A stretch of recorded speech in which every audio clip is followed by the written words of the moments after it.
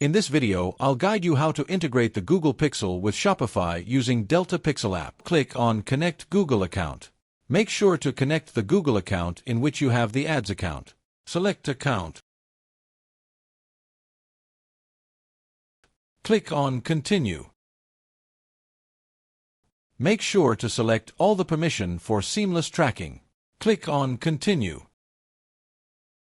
Now you'll be redirected to the app. You can see your Google account is connected. All the ad accounts in your connected Google account are shown here. Select the one you wish to choose. Now select your GTM account. Click on Next. All the existing containers in the GTM account are present here. You can also create a new one by clicking on Create New. Now, in the next step, create conversions on Google Ad account.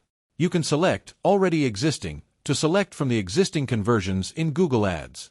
Let's go with Create New to set up a new campaign in Google Ads. Click on Done. Your Google Pixel is successfully created in Shopify.